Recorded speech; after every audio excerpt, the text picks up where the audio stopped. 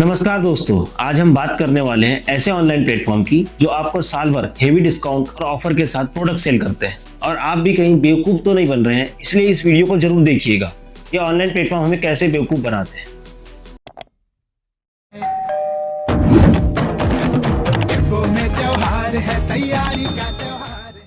Deals solid, test straight up steals.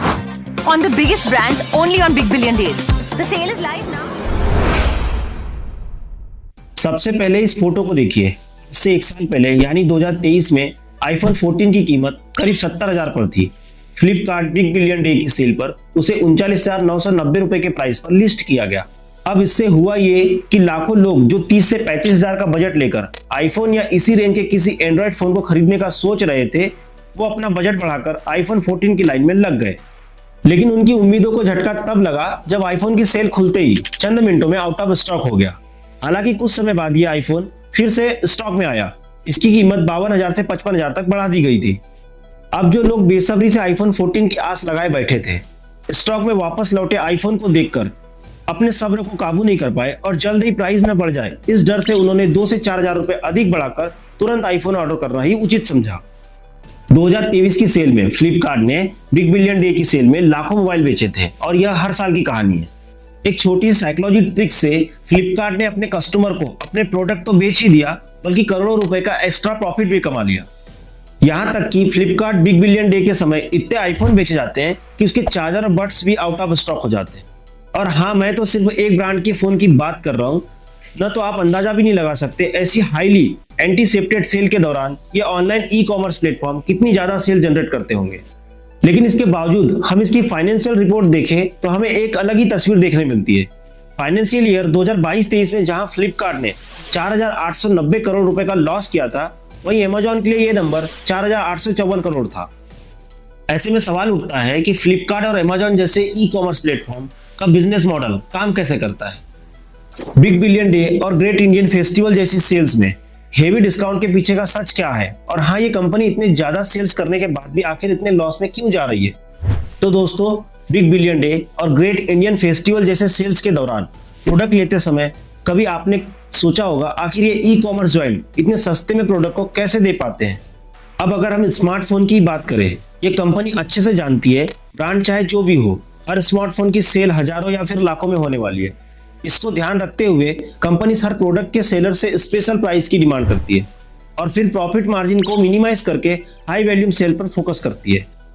अब मान लीजिए एक स्मार्टफोन पर फ्लिपकार्ट अमेजॉन के सेलर कुल मिलाकर 1,000 का प्रॉफिट कमा रहे हैं और बिना किसी ऑफर के उस स्मार्टफोन की 3,000 यूनिट ही बिकती है, तो फिर इस केस में उनका टोटल प्रॉफिट 30 लाख ही होता है। लेकिन अगर सेलर उसी सेम प्रोडक्ट में प्रॉफिट को आधा कर दे, यानी 500 रुपए भी रखे और एक्स्ट्रा 500 रुपए का डिस्काउंट अपने ग्राहकों को दे दे, तो शायद 10 से 15,000 फोन बेच लेंगे और इस कंडीशन में उनका टोटल प्रॉफिट मार्जिन बढ़कर 50 लाख से 75 लाख रुपए तक हो जाता है। और हाँ, आपने कभी लाइव स्मार्टफोन खरीदा हो तो इस चीज को नोटिस जरूर किया होगा। मोस्ट ऑफ द केसेस में जो स्मार्टफोन फ्लिपकार्ट पर मिलता है वो अमेजॉन पर नहीं मिलता, और जो अमेजॉन पर मिलता है वो फ्लिपकार्ट पर नहीं मिलता। फ्लिपकार्ट और अमेजॉन स्मार्टफोन के साथ एक्सक्लूसिव डील करते हैं, जिससे उस पर्टिकुलर स्मार्टफोन के लिए ऑनलाइन मार्केट से कंपटीशन को पूरी तरीके से खत्म कर देते हैं। इससे होता यह है कि बिना किसी डिस्काउंट और ऑफर दिए ही ये प्लेटफॉर्म उससे मुंह मांगी कीमत पर स्मार्टफोन को आसानी से सेल कर देते हैं। अब डिस्काउंट और ऑफर से याद आया कि आजकल ऑनलाइन शॉपिंग प्लेटफॉर्म पर क्रेडिट कार्ड डिस्काउंट और नो ईएमआई कॉस्ट जैसे कई सारे ऑफर देखने को मिलते हैं। मान लीजिए कि आप एक लैपटॉप खरीदने वाले हैं जो एचडीएफसी के क्रेडिट कार्ड पे 2,000 रुपए डिस्काउंट के साथ मिल रहा है, तो यहाँ पर ज्यादा से ज्यादा चांसेस है कि आप डिस्काउंट की लालच में एचडीएफसी का क्रेडिट कार्ड जरूर खरीद लेंगे। इस तरह से ये प्लेटफॉर्म बैंक के साथ कोलैबोरेट करके म्यूचुअल सेल्स करते हैं और कस्टमर को दिया जाने वाला डिस्काउंट का अमाउंट भी इन्हीं बैंक से वसूलते हैं। अब दोस्तों, एक ऑफलाइन मर्चेंट के पास दिन के 50 कस्टमर आते हैं, तो वो शायद मुश्किल से 10 लोगों को ही अपने प्रोडक्ट खरीदने के लिए कन्विंस कर पाता है। दूसरी तरफ फ्लिपकार्ट और अमेजॉन आपकी सर्च हिस्ट्री की मदद से आपकी पसंद और नापसंद को अच्छे से समझ चुके होते हैं और ये भी अंदाजा लगा लेते हैं कि आप कौन सा प्रोडक्ट खरीदना प्रीफर करने वाले हैं। ऐसे में वो आपको पर्सनलाइज रिकमेंडेशन देते हैं और उनकी सक्सेसफुल सेल्स के चांसेस और भी ज्यादा हाई हो जाते हैं। यही नहीं, ऑफलाइन मर्चेंट के कंपटीशन में ये ऑनलाइन प्लेटफॉर्म काफी बेहतर ढंग से क्रॉस सेलिंग भी कर पाते हैं, जिससे बड़ी ही चालाकी से कस्टमर के कार्ड की वैल्यू को इंक्रीज कर देते हैं जैसे आप एक कैमरे की शॉपिंग कर रहे हैं तो आपको स्टूडियो सेटअप के सारे प्रोडक्ट दिखाए जाएंगे, जिससे आपकी साइकोलॉजिकल जरूरतें बढ़ जाएगी और आप आज नहीं तो कल उन चीजों को जरूर खरीद लेंगे। अब दोस्तों, बिग बिलियन डे और अमेजॉन सेल्स के दौरान हाई वैल्यू प्रोडक्ट पर लिमिटेड टाइम डील रखे जाते हैं और कई प्रोडक्ट पर तो इतने अट्रैक्टिव ऑफर दिखाए जाते हैं कि लाखों की संख्या में कस्टमर उसे परचेस करने के लिए टूट पड़ते हैं। कुछ ऐसा ही मैंने वीडियो की शुरुआत में आईफोन 14 के साथ भी बताया था। 50,000 का फोन लेने के लालच में लाखों लोग आ गए थे, लेकिन इस ऑफर का फायदा कुछ ही गिने चुने लोगों को मिल पाया था। लेकिन अगर आपको लगता है कि उन खुशकिस्मत लोगों का आईफोन 14 मिल गया है तो आप गलत है। चलिए आपको ऑनलाइन शॉपिंग की कुछ डार्क रियलिटी बताता हूँ। इंटरनेट पर ऐसे ट्वीट और फोटो से भरा पड़ा है। उन्होंने आईफोन ऑर्डर तो कर लिया, बाद में कंपनी ने उनका ऑर्डर खुद कैंसिल कर दिया। दोस्तों, आपको लग रहा होगा यहाँ फ्लिपकार्ट का स्टॉक खत्म हो गया है, क्योंकि दोस्तों सोचने वाली बात यह है केवल 50,000 वाले मोबाइल के लिए ही ऑफर खत्म हो गए थे, क्योंकि इससे कुछ समय बाद ही आईफोन वापस आ गया था, लेकिन उसकी प्राइस बढ़कर 52,000 से 55,000 तक कर दी गई थी। जाहिर सी बात है, फ्लिपकार्ट ने जानबूझकर कस्टमर की साइकोलॉजी को मैनिपुलेट कर दिया, इसके लिए उनकी सेल्स भी ज्यादा हुई। इस तरह से आप जिन सेल्स को अपना सेविंग करने का तरीका समझते हैं वो आपके जेब को और भी ज्यादा ढीली कर देते हैं। अब आपके मन में आखिर यह सवाल जरूर आ रहा होगा कि इन प्लेटफॉर्म का बिजनेस मॉडल आखिर काम कैसे करता है। ये प्लेटफॉर्म भी रेस्टोरेंट के कैटलॉग या मेनू की तरह ही होते हैं। इसकी हर एक प्रोसेस अलग अलग होती है। ये प्लेटफॉर्म भी अपने साथ लाखों सेलर को जोड़ते हैं जो यहाँ अपने प्रोडक्ट को लिस्ट करते हैं और इन प्लेटफॉर्म से मेसिव कस्टमर का ट्रैफिक का फायदा उठाते हैं। जब भी आप फ्लिपकार्ट या अमेजॉन पर किसी प्रोडक्ट को बाय करते हैं तो ये प्लेटफॉर्म आपकी डिटेल्स उन सेलर तक पहुंचा देते हैं, जिससे कि उस प्रोडक्ट को लिस्ट किया होता है। सेलर अपना प्रोडक्ट पैक करता है, उधर इन प्लेटफॉर्म के साथ काम कर रहे डिलीवरी बॉय प्रोडक्ट को कस्टमर तक पहुंचाने का काम करते हैं। साथ ही यहाँ पर एक पेमेंट पार्टनर भी होता है जो कस्टमर से पेमेंट कलेक्ट करके उसकी प्रोसेसिंग को मॉनिटर करता है। इससे दूर पड़ा किसी वेयर हाउस का सामान इन प्लेटफॉर्म के जरिए आपके घर तक पहुंच जाता है। फिर भी ये सवाल आता है कि आखिर ये प्लेटफॉर्म पैसे कैसे कमाते हैं। जब भी आप किसी प्रोडक्ट को परचेस करते हैं तो ये प्लेटफॉर्म सेलर से उसके बदले एक कमीशन चार्ज करते हैं, जो अलग अलग प्रोडक्ट के लिए 10 से 20% होता है। बात फ्लिपकार्ट की करते हैं।